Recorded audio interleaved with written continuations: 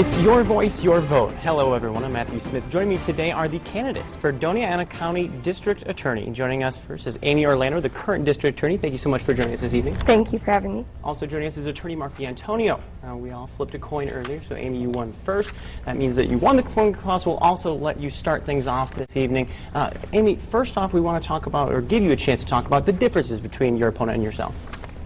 Well, thank you. As you indicated, my name is Amy Orlando, and I've been a state prosecutor for 19 years. I've had the privilege of serving as the district attorney for the past 2 years in Doña County. And in preparing for this debate and kind of a forum that we had yesterday, I thought, why am I doing this, and why am I fighting so hard for this position and to remain as district attorney? And I thought about the day I had in court yesterday. It started off at 8 o'clock in the morning with a woman that had been brutally killed by her estranged husband in front of her young children. And then in the afternoon we had a case where we were fighting for the maximum sentence on a man that had killed his 6-month-old baby. And I thought, that's why I'm doing it, is to remain the voice for victims, to be dedicated to justice as I have been for 19 years. In the past 2 years as district attorney, we've had a 97% conviction rate. We have had resolved 15 homicides. I have an excellent team that's behind me, and I want to remain as district attorney and serve Doña County and be a tough prosecutor and be dedicated to justice. Thank you. All right, thank you so much, Amy. Mr. D'Antonio, what are the differences between your opponent and yourself? Thank you. Again, hi, my name is Mark D'Antonio, and I want to be your district attorney. The difference is somewhat very simple in 3 words: honor, integrity, and decency. I served in the United States Air Force for 4 years and was involved in at least 1 combat mission. After that, I served as an FBI agent where I apprehended many violent criminals. After that, I was a prosecutor, and one of my big cases was I prosecuted the Aryan Brotherhood. Now, in a recent mailer sent from my opponent, Ms. Orlando called me a spineless jellyfish. That's not only an insult to me, but an insult to all veterans in Doña County. It's an insult to all law enforcement, and it's coming from a prosecutor who's been behind a podium and a desk for 19 years. I totally disagree. The DA's office does not have a 97% conviction rate. Thank you. Thank you so much. Well, we'll get right to the questions here now. Ms. Orlando, we'll let you go first here. You've criticized D'Antonio here for his work as a defense attorney, but you've always worked as a prosecutor yourself. Is there a weakness for you to have been on one side yourself? No, there's not. Being a prosecutor is doing all jobs. We do justice every day. We screen cases, we evaluate the evidence, and we follow the evidence. And that's what I've done for 19 years. I've done it in state court. I called my opponent a spineless jellyfish because he has gone out and campaigned on the fact that he's going to be a compassionate prosecutor to defendants. And he's told people that he wants to get people out of jail. And I think that's not the role of the prosecutor. The role of the prosecutor is to follow the evidence and make sure that you're doing justice. But doing justice is being a voice for victims and being a zealous advocate. And that's what I have been, and that's what I will continue to be. And with my 19 years of state experience, that brings all levels. I've done every kind of case that the viewers can imagine, from juvenile cases all the way to homicide cases. I've worked on high-profile cases, and so I have screened cases. We have declined cases. We have followed the evidence, and that's what I've done. All right, thank you so much. She's not backing off those comments, Mr. D'Antonio. I got to ask you, would you be soft on crime since you have that history as a defense attorney? To say I'm soft on crime is to ignore my 25 years of public service as a law enforcement officer. In the military, I served as a law enforcement person, and as an FBI agent, I was responsible for national security, arresting violent offenders, and establishing border security in our state.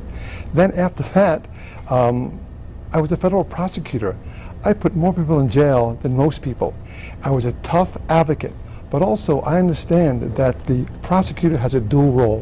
One, to make sure that the guilty are prosecuted and punished, but also as important, I have to be sure and ever vigilant that I never incarcerate an innocent person. And that's very important. And character assassination, any way you put it, is wrong, and you don't want that from the DA. Mr. D'Antonio, we'll follow up with the next question with you. You've talked a lot about white-collar crimes. Weigh in on the Sunland Park issue. Has the current district attorney done enough with white-collar crimes? In my opinion, the Sunland Park investigation has been a total fiasco, and let me tell you why. I've been involved in public corruption cases in the FBI, and the way you do that is you investigate those cases by using special techniques over a long period of time. You identify the key components who are involved from the top to the bottom, and then all at once you make an arrest and incarcerate people. Now, why that way? Because one, you maintain the integrity of the government, you maintain the people's faith in their system, and you don't allow the big fish to get away, and that's very important. Mr. Orlando, I know you had, I believe, 22 arrests in that case. Do you feel you've done enough? Do you disagree? Yes. What my opponent talks about is the federal way. And while I understand that he's been a federal prosecutor, that's like saying I understand Texas law when I practice in New Mexico. Being a federal prosecutor is completely different than being a state prosecutor. And in the Sunland Park, exactly, he puts the example perfect, because he would do it the federal way. He would wait and round up everybody. He said, take a long period of time and then round up everybody. In the Sunland Park case, if we would have done that, we would, the corrupt mayor would still be in office today. We would not have the arrests of 22 people and one case already resolved. The people would not have confidence. They would not have come forward. They would feel like they were still being oppressed because those people would still be in power. So that is not the way that the state works. We don't wait. We don't take our time. We moved quickly in the Sunland Park case, and we ended up with 22 arrests, and it's still an ongoing investigation. It has not even been completed. All right. Let me ask you the next question, Ms. Orlando. You've made child abuse cases a priority, but we see the cases a lot in the media. What has your approach been, and is it working for Doña County? I believe that in Doña County we've been tough on child abuse, on child abusers and people that hurt our kids. And there for a period of time, unfortunately, we had a lot of babies that were injured and killed. And from that, we have communities that have come forward and community programs that have come forward. Our office has taken the initiative to go out in the community to educate and to make sure that people know what programs, what are available to them, so that they have respite, so that they can get help and that they don't have to hurt their children. Out of the Baby Brianna case came the Baby Brianna law, and that allows then for a tougher punishment for people that intentionally kill their children. It also allowed for the Child Crisis Center, which is a place that you can take your children and drop them off safely. No police will be called. You get the respite care, time that you need away, so that you can calm down and so that those children will not be hurt. So I do believe that being a tough prosecutor, but also being an educator, is what's helping our community. Mr. D'Antonio, would child abuse be the thing that you key in on the most if you were in office, or do you have another thing that you think we need to pay more attention to right now? No, I don't think there's anything more important than protecting our children. However, when you come at it with only a prosecutor's point of view, you lose sight of a lot. It's like looking through a pair of glasses with one eye closed. Having been an investigator, professionally trained by the federal government, and having been a federal prosecutor, professionally trained by the federal government, and having been also a defense attorney who handles both state and federal matters, I have a rounded perspective on how you do it. And the key word here is proactive law enforcement. That's essential. And that means try to prevent the crime before it happens. Now, that's the prosecutor's role. The prosecutor is the #1 law enforcement officer in Doña County. It's the prosecutor's job, the DA's job, to make sure they have strategic plans in place to prevent the crime before it happens. Now, I know we can't prevent all child abuse, but that should be our #1 goal. All right, well, Mr. D'Antonio, thank you so much. I know you were the second person to go here, so we're going to let you ask the first question of your opponent.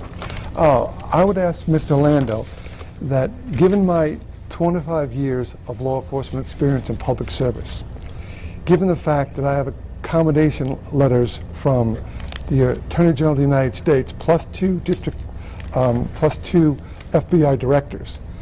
Does she honestly believe that I am a spineless jellyfish? I do believe that in the state case. I honor the fact that he is a good federal employee. I honor the fact that he is a good defense attorney, and I believe that's the job that he should have. He's been in the military. My father was in the military, but that doesn't equal prosecution. It does not equal state prosecution. He has gone and told people, gone door to door. I've had people reach out to me and say that he has gone to them and told them that we need to empty our jails and be softer on criminals. That's not the role of the prosecutor. That is a good role for a defense attorney. Moreover, so last night at a forum that we had a victim that left the room crying because of comments that my opponent made. He said that we should be more proactive, and if you took steps to prevent people from being injured, which is not the district attorney's job, that's police officers, then we wouldn't have victims. Her daughter was brutally killed. She left the room crying because she was so offended. And Mr. Antonio, I know we're going to give each of you a chance to rebut each other's remarks. This one, obviously, anything specifically in their question, possibly, emptying the jails, any of the other instances? Let me say this for the voters of Doña County. What my opponent said is an absolute fabrication, or more plainly, a lie.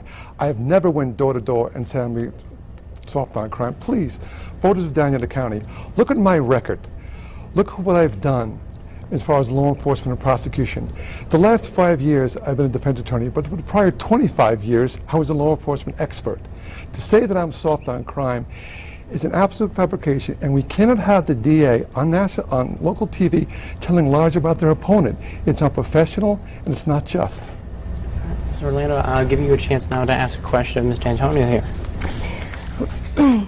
Mr. D'Antonio, why should the residents of Doña County that have been victims of a crime trust you, a defense attorney, to represent their best interests? Because, Mr. Orlando, you try to cast me as a defense attorney. Now, my whole life, I've been a law enforcement officer who just recently became a defense attorney because I like to do justice. I've been on both sides. So to characterize me for the voters of Doña County as strictly a defense attorney is so disingenuous, so wrong, that it's upsetting. Ladies and gentlemen, I have been nothing but a law enforcement officer for 25 years. I'm tough on crime. I've gotten accommodations from all sorts of law enforcement officials. Look what I have done. I have done much more to protect the people of Doña County in the United States from enemies, foreign and domestic, than Mr. Orlando will ever do, and that's a fact. Well, the fact that he says he's been law enforcement, he's a law enforcement expert, all of law enforcement agencies in Doña County have endorsed me. Every one of them have come out with a letter and have endorsed me publicly. So they come to the table, they work with me. We already are in a partnership. The fact that we've done, I think this is the 4th forum or 4th debate that we've done, and I would ask the viewers, go back and look at what my opponent has said. You will find time after time after time that he repeats that he will be soft on crime, that he wants the jails to be empty, that the defendants are the ones that have the rights, that victims do have some say-so in court, but not all the say-so, and that you don't need to focus on victims. The focus needs to be on the defendants. He also has called me a bully because I'm a bully for victims. So I encourage you, go back and watch the debates, and I think you'll see that it'll speak the truth.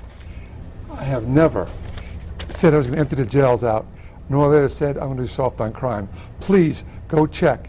And the answer you find in those tapes, the person who told the truth is the person you should vote for. Moving on to closing now. Amy, since you went first, I let him ask the first question. Would you like to go with your closing statement now? I've been, like I said, a prosecutor for 19 years, a criminal career prosecutor. It was my passion, and it's what I've wanted to do, and I have not changed sides. When you think about it, what this job comes down to and what this race is about and this position is about trust and about experience. I have state experience. My opponent is somebody that represents criminals and has represented criminals.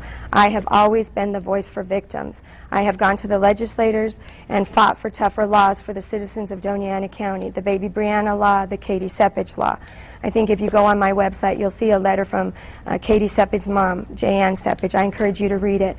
But I want to tell you that I will continue, and I'm asking for your support. If you want a prosecutor that is tough on crime, that is dedicated to justice, that will be there and will be open and be the prosecutor and the voice for victims and be passionate and be steadfast in my performance, then I'm your candidate and I would ask for your vote.